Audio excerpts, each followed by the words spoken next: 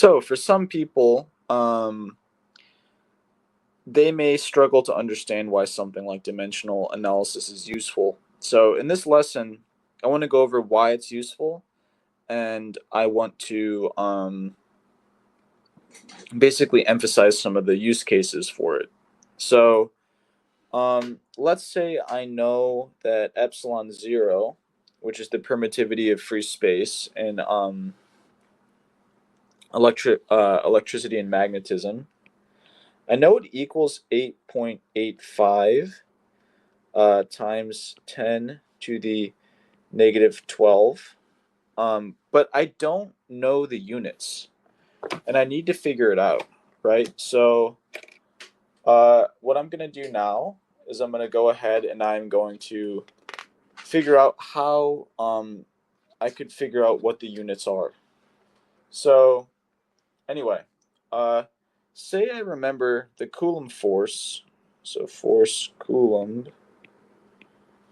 is q squared over 4 pi epsilon 0, the distance squared. So say I know this. I know I'm ultimately going to get an answer of some amount of newtons, right? Because, when I do this equation, I'm going to get a force, right? So what I'm going to do here is I'm going to substitute some of these variables with a unit here. So I'm just going to do N for newtons equals Coulomb squared over epsilon 0 and then meters squared.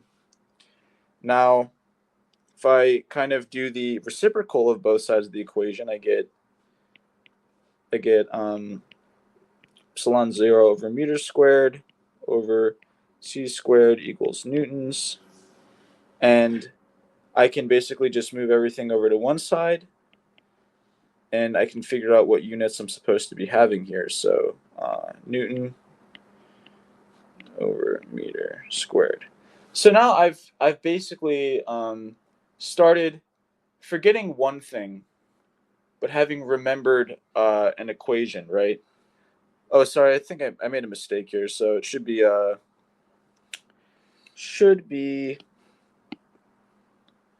because we did the reciprocal, I forgot to do it on one side, so it should be 1 over newtons. So let's fix that real quick. Okay. C squared over Newton dot meter squared. Okay, so I've just figured out the newtons, or figured out the units for the permittivity of free space. So I might be taking a test or something and have forgotten units, but now I remember. And perhaps a more useful scenario is if you were taking a test and it said, what is the force on blank, and there was like x newtons, y newtons, z let's say volts. This is answer A here, this is answer B, this is answer C. We can already eliminate this, right? Because no force is ever going to be in volts.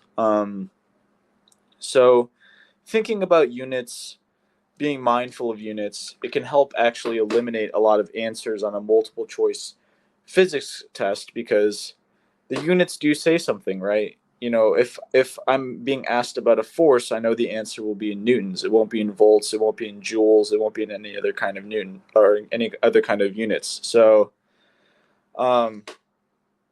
again, so I found the units for epsilon 0, and now I can just remind myself on the test that I'm supposed to have these units, and any calculation I do, this constant will help the units in the Coulomb force equation cancel out and give us a final answer of newtons. So hopefully that's helpful.